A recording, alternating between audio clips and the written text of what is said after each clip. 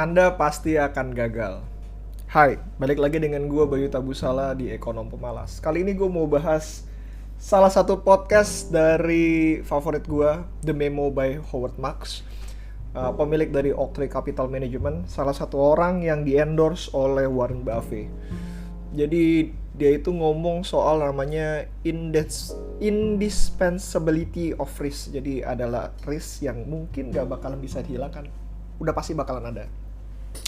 Nah, konsepnya sebenarnya sederhana, bahwa kalau misalkan lo hidup lo flat, hidup lo begitu-begitu aja, itu tuh kayak orang normal kebanyakan, bahwa lo untuk menjadi normal ya udahlah seperti itu. Even ketika lo menjadi normal, pasti akan ada yang namanya risk atau yang namanya resiko. Kalau dalam termsnya keuangan itu kayak layaknya beli obligasi AAA atau misalkan beli obligasi yang government. Even the government can go bankrupt. Itu yang terjadi sih sebenarnya. Nah, yang mau dibahas di sini adalah Howard Marks berkata bahwa kalau misalkan lu punya tujuan, which is adalah untuk mereduksi dari resiko, itu bukan sebuah tujuan yang baik. Kenapa? Karena untuk mereduksi dari resiko itu sendiri, ya lo nggak take action saja. Kalau lo nggak take action, resikonya hilang, selesai, habis perkara. Nah, itulah yang terjadi.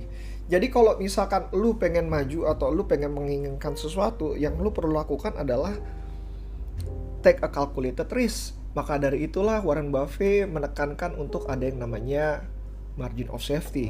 Kenapa? Karena dia sadar bahwa apapun yang dikerjakannya ataupun investasi nggak semuanya berhasil.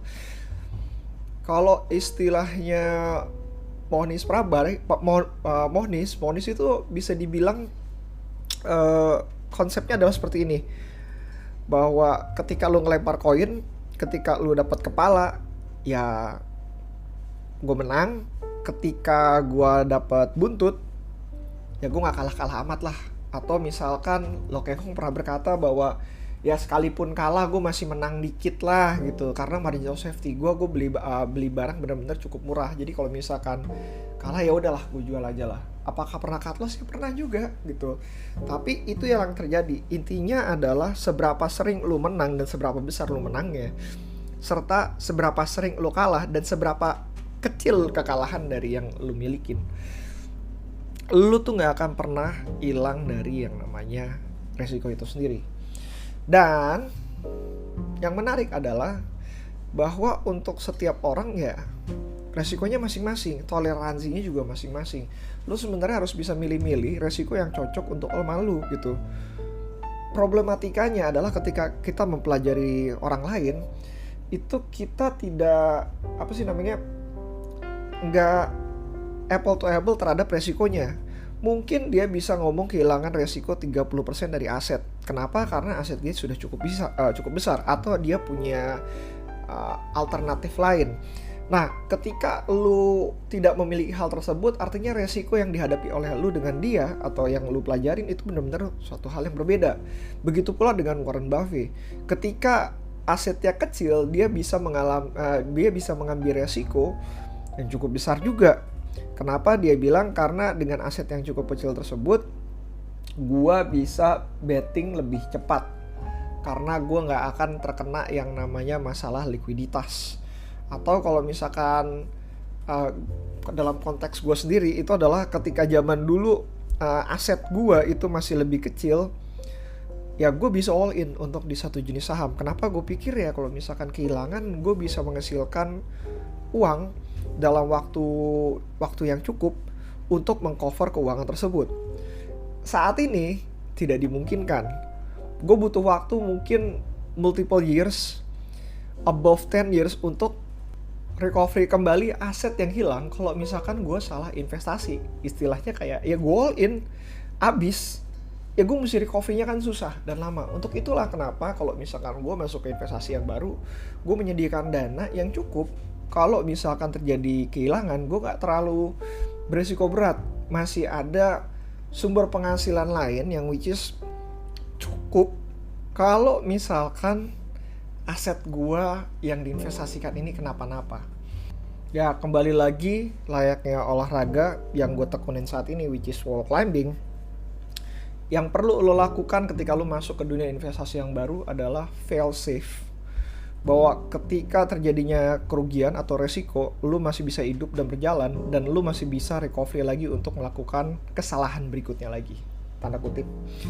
Kedua adalah margin of safety. Even dengan teknik lu yang benar, dengan cara lu yang hebat, lu masih bisa kehantem dari resiko yang mungkin lu nggak ketahui. Dan Howard Marks pernah berkata, gue lupa dia mengutip siapa, bahwa bukan hal yang lo ketahui yang bakalan menghancurkan lo, tapi adalah hal-hal yang tidak lo ketahui, tapi lo yakin, lo tahu bahwa hal tersebut tidak akan menghantam lo, yang akan menghantam lo. Sebuah kalimat yang rumit, tapi intinya adalah kalau lo terlalu yakin itu nggak bagus lah dengan apa yang lo punya, karena akan ada hal-hal random di luar sana yang bisa menghantam lo.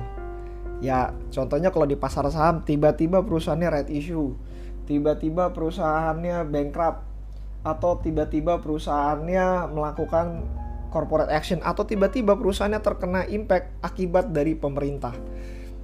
Gak ada yang lu tauin.